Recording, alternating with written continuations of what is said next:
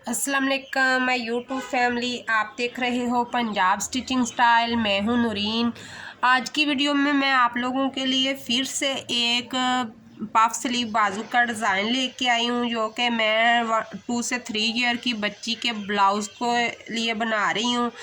तो उसकी मैं कटिंग एंड स्टिचिंग मुकम्मल आप लोगों से शेयर करूंगी, तो आप लोग वीडियो पे बने रहिएगा। और वीडियो को देखने के बाद वीडियो अच्छी लगे तो वीडियो को लाइक ज़रूर किया करें, और वीडियो को आगे शेयर भी कर दिया करें, और चैनल को कर लिया करें सब्सक्राइब। जो भी बहन भाई अभी विदाउट सब्सक्राइब के देख रहे हैं तो वो सब्सक्राइब कर लें, ताकि आप लोगों को मेरे चैनल पे न्यू से न्यू और अच्छी से अच्छी वीडियो जो कि मैं बनाने की कोशिश में रहती हूँ कि कोई तो मेरी वाईटी फैमिली को मेरी वीडियो बहुत ज़्यादा अच्छी लगेगी और वो आगे से आगे उसे पहुँचाएँगे। तो आइए वीडियो को स्टार्ट करते हैं। तो इसमें मैं 1 ईयर की बच्ची के हिसाब से ले रही हूँ।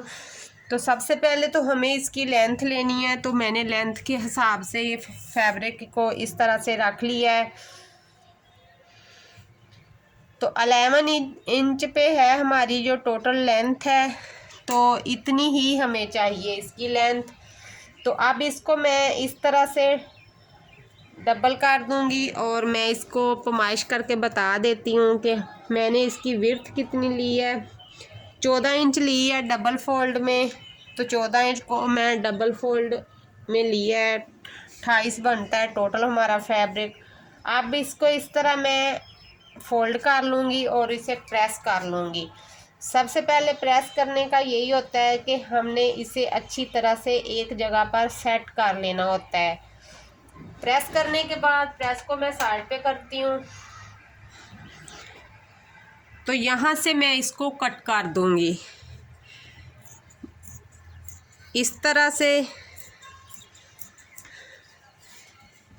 कट करने के बाद बाकी फैब्रिक को मैंने साइड पे कर दिया। अगर आपका कोई फैब्रिक कढ़ाई वाला है तो इसी तरह उसका अगर डिज़ाइन सेम नहीं है, कोई डिज़ाइन जैसे ये फ्लावर बने, इसका कोई भी नहीं इशू होता, किसी तरफ को भी हो जाए। लेकिन ये जो पत्तियां बनी हुई हैं ये एक ही साइड को है इस की, तो वो पत्तियां ऊपर की तरफ हम करेंगे जो हमारे शोल्डर के साथ होगा।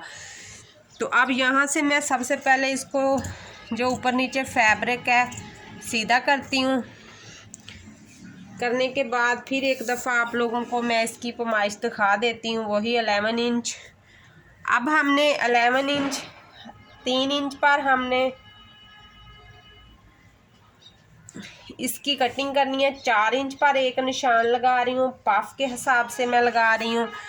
फिटिंग जो हमने बच्ची के हिसाब से लेनी है तो वो मैं 4.5 आगे से इसकी फ़िटिंग ले रही हूँ। तो यहाँ पर मैं एक 4.5 पे निशान लगा देती हूँ।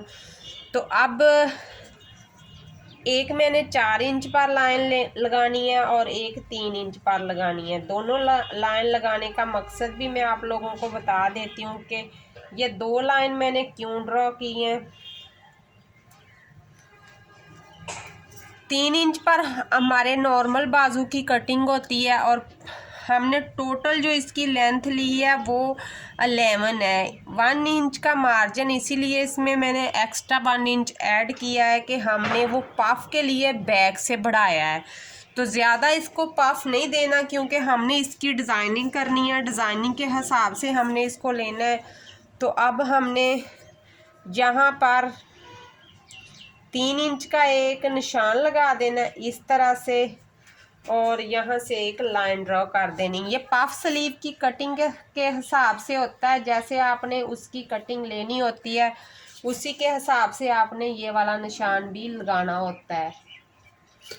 तो ये छोटे बच्चे के हिसाब से 3 इंच है, बड़े के हिसाब से ज़्यादा भी हो जाएगा तो नो इशू। जितनी ये कटिंग प्यारी होगी उतना ही हमारा ये प्यारा बनेगा। तो 4.5 ये मैंने लिया था, 1/2 इंच और एक्स्ट्रा करके इस तरह से मैं इसको एक इसके साथ इस तरह से ड्रॉ कर दूंगी। अब इसको मैं कट कर देती हूँ। यहाँ पर इसको मैं इस तरह से पिनअप कर दूंगी ताकि ये एक जगह से दूसरी जगह खिसके नहीं। अब इसकी मैं कटिंग कर देती हूँ इस तरह से, इस तरीके से, और यहाँ से भी हमने इसकी कटिंग ले लेनी है सेम उसी तरीके से जैसे हम पफ स्लीव की लेते हैं। तो ये तो हमारी पफ स्लीव की कटिंग सिंपली हो गई है। तो आप लोग कह रहे होंगे कि सिस्टर ने यहाँ से बहुत कम पफ रखा है, तो उसका रीज़न है कि हमने इसके अंदर डिज़ाइन ऐड करना है। तो उसके लिए इसका जो बच्ची के हिसाब से मैंने 8 इंच विद मार्जिन लिया है। इसका जो आर्म होल है वो इसलिए लिया है कि हमने इसको इसी में रेडी करना है। तो अब वैसे तो हमारा आर्म होल बनता है यहाँ से यहाँ तक तो हमारी फिटिंग की लाइन आ जानी है। ये जो हमारा एक्स्ट्रा है बच्ची के हिसाब से इसने यहाँ पर रेडी होना है। तो 6 इंच है हमारा। तो इस तरह हमने इसकी कटिंग की है। तो ये आप लोगों को अब मैं बता देती हूँ। अब ऊपर से हमने इसे 3 इंच पर एक निशान लगाना है और इस तरफ से हमने 5 इंच पर एक निशान लगाना है। अब ये जो 3 और 5 वाला निशान है इसको हमने इस तरह से मैच करना है कि एक दूसरे के साथ हमने इसको मैच कर देना है कि यानी कि इतना फैब्रिक हमारा इसमें से लूज हो जाएगा इस तरह से। तो यहाँ से इसको मैं कट कर देती हूँ। पहले ही हमने इसे कट करना है तो इसको मैं साइड पे कर लेती हूँ। इसी के हिसाब से अब मैं इसका जो अंदर का डिज़ाइन है वो ऐड करूँगी। तो मेरे पास ये फैब्रिक था थोड़ा सा बचा हुआ, तो इसी फैब्रिक का मैं डिज़ाइन बनाऊँगी। तो मेरे पास ये फैब्रिक की चौड़ाई है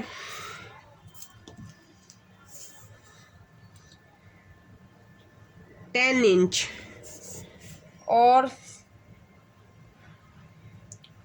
10 चौड़ाई और 18 इंच इसकी लंबाई है। तो हमने ये जो 10 चौड़ाई है इसको 5-5 इंच के 2 पीस कर लेने हैं और आपको लंबाई वही रहेगी 18-18 इंच की। इस तरह से हमने इसके 2 पीस बना लेने हैं।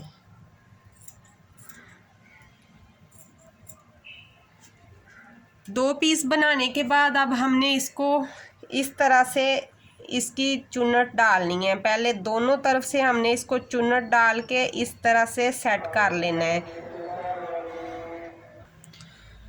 तो अब मैंने ये जो अंदर से हमारा ये कटिंग करने के बाद फैब्रिक निकला था इसके हिसाब से मैंने थोड़ा थोड़ा बड़ा रख के 2 गत्ते काट लिए हैं। दोनों गत्तों के ऊपर हमने इस वाले फैब्रिक को, ये जो हमारा फैब्रिक था इस वाले को चुन्नट डालने हैं। तो यहाँ से हमने इसको इसी के हिसाब से सेट करना है। तो इसने इस जगह पे सेट होना है जाके। तो चुन्नट डालने के लिए मैं इसे मशीन के नीचे रख कर तो इस तरह से इसे इकट्ठा कर दूंगी एक जगह पे कि मैंने इसकी इस तरह से चुन्नट बना देनी है। तो पहले मैं गत्ते के ऊपर सेट करके आपको दिखा देती हूँ कि कैसे मैंने इसको यहाँ से सेट किया है। ध्यान रहे जब गत्ते के ऊपर फैब्रिक को रखना है तो इस तरह बाहर को इतना एक्स्ट्रा रखना है। वो फैब्रिक यहाँ से 2 इंच बनता है, ऊपर से 1 इंच बनता है। इसको एक्स्ट्रा रखने का मकसद है कि उसी शेप में ये फैब्रिक एक्स्ट्रा अंदर की तरफ होगा तो उससे हमारा जो डिज़ाइन है ज़्यादा बेहतर बनेगा, क्योंकि सिलाई के नीचे भी इसने आना है। तो अब यहाँ से मैं इसकी डिज़ाइनिंग शुरू करती हूँ। वीडियो थोड़ी लेंथी हो गई तो कोई मसला नहीं, आप लोग वीडियो पे बने रहना। तो आप लोगों को यहीं पर समझ आ जाएगी कि मैं आप लोगों को किस तरह से इस स्लीव का डिज़ाइन देने जा रही हूँ। इस तरह से हमने इसी फैब्रिक को इसके नीचे इकट्ठे करते जाना है। तो आप लोगों को समझ आ गई होगी कि पीछे से ये फ्लावर बन रहा है तो यही हमारा असल वाला पफ स्लीव है। तो इसी को हमने जहन में रखते हुए रेडी करना है कि हमने इसको यहाँ से कैसे करना है। तो आपने जो इसके अंदर फैब्रिक ऐड करना है तो वो वही करना है। नेट हो गया, ऑर्गेन्जा हो गया, या इस तरह नेट, ये उस ऊपर सीक्वेंस लगे हुए हैं तो यानी कि जो हल्का कपड़ा होता है उसी को ऐड करेंगे। तो ये देखें इस तरह से ये ऐड हो गया है। अब जैसे हमने इसके हिसाब से गत्ते को काटा है, इसी शेप के हिसाब से हमने ये वाली चुन्नट है इनको यहीं पे सेट करते जाना है और सिलाई लगाते जाना है, ताकि जो हमारा पफ स्लीव है इसकी जो पीछे से जो हमारी चुन्नट है वो एक जैसी आ पाए, एक दूसरे से आगे पीछे ना हो, तो बहुत ही ज़बरदस्त जहाँ से ये पफ स्लीव बनेगा। चुन्नट का कोई एक जैसा नहीं है कि इसको इस तरफ करना है या इस तरफ, ये हमने वैसे ही हाथ से बनाई हुई है इस तरह से फैब्रिक को इकट्ठा करके। तो ये भी इसी तरह हमने पीछे से भी इनको सेट करते जाना, फैब्रिक के हिसाब से बैक से इसे थोड़ा थोड़ा खोलते जाना है। तो ये इसी वजह से ये हमारा बाजू जो है जो थोड़ा फुला फुला सा बनेगा और पफ स्लीव के अंदर जो डिज़ाइन बनेगा बहुत ही ज़बरदस्त बनेगा। इस तरह से एंड तक मैं इसको इस तरह कर देती हूँ।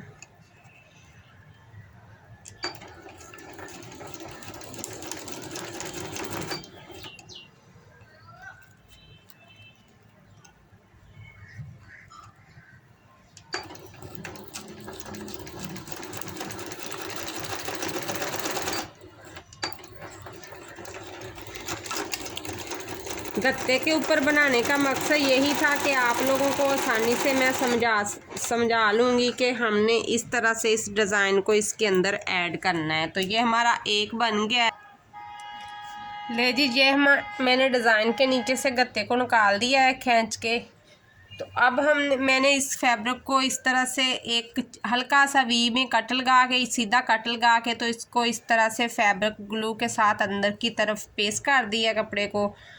अब हमने इसको सीधी तरफ रख कर हमने एक तरफ से सिलाई को शुरू करना है इस तरह से, और दूसरी तरफ पर जाकर इसको ख़त्म कर देना है इस तरह से। यहाँ से सिलाई शुरू करेंगे और यहाँ पर जाके इसको ख़त्म कर देंगे। ध्यान रहे कि जहाँ पर हमारी ये वाली चुन्नट आती है ना, ये वाली, इसी को हल्के हाथ से दबा दें अंदर की तरफ, ये हमारे ये बाजू के फैब्रिक के नीचे आ जाएं। जो साइड से चुन्नट है उन्होंने ऐसे ही इसके नीचे दबाव में आ जाना है। अब इसको मैं इस तरफ को घुमा लूँगी। इससे आगे आप अगर चाहो तो इसके ऊपर डिज़ाइन भी कोई भी किस्म की डोरी या कोई गोटी वगैरह लगा सकते हो, आगे डिज़ाइन को मज़ीद बेहतर कर सकते हो। और यहाँ से फैब्रिक को खींचना नहीं, रेब कटिंग है तो यहाँ से बढ़ भी सकता है, तो हमें भरने नहीं देना फैब्रिक को।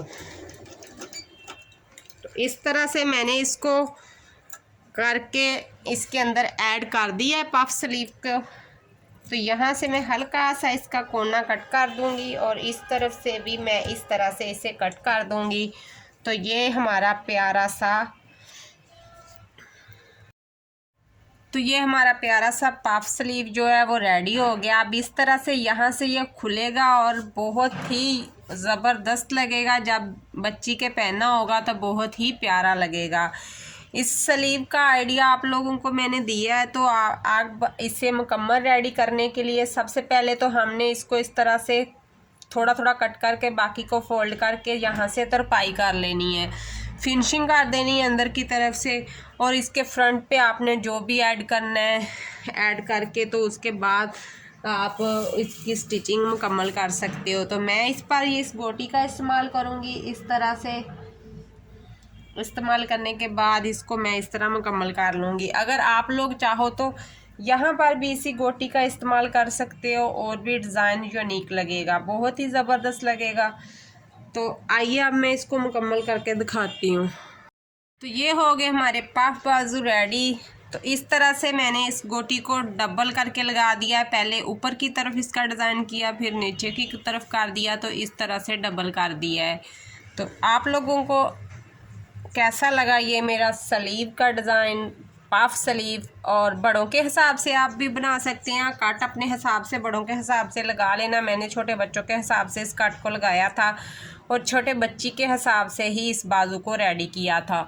तो ये है इस बाजू की इस तरह से कुछ फाइनल लुक।